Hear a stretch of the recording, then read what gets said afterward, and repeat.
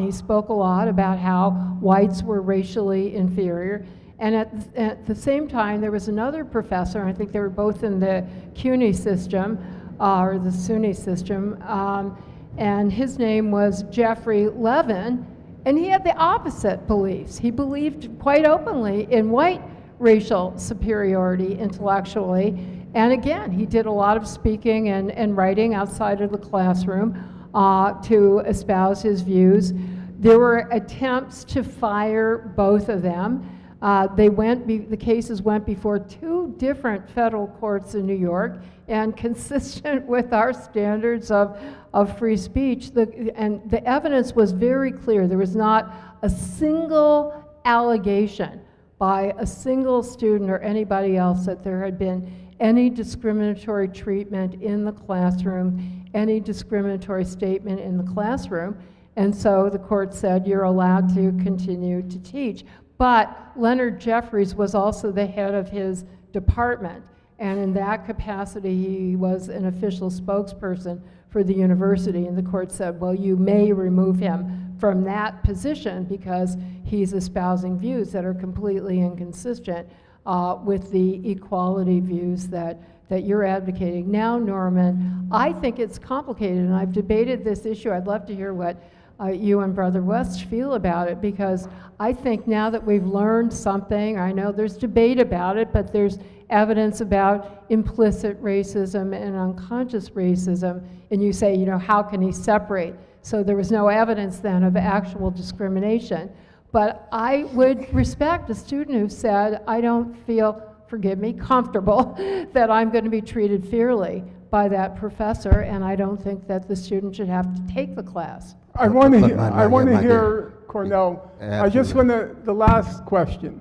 Was she obliged to respect his research?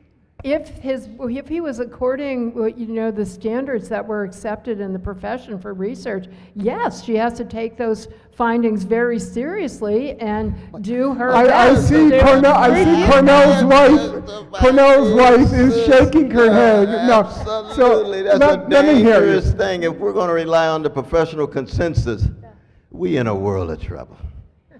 We in a world of trouble.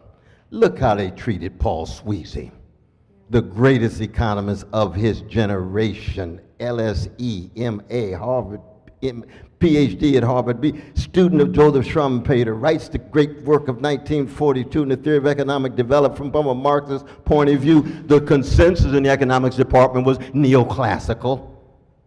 No Marxist would ever gain tenure in an economics department. Paul Baran would be the first, and then Rick Wolff would, and Resnick and others. You see what I mean? So professional consensus is a dangerous thing. Did she have an obligation to respect his research? No, not at all. If they're telling lies and the arguments are weak and inadequate and inconsistent and driven by a partisanship and an ugly prejudice, not at all. I think we should respect their human dignity. What does that mean? Along with their gangster activity.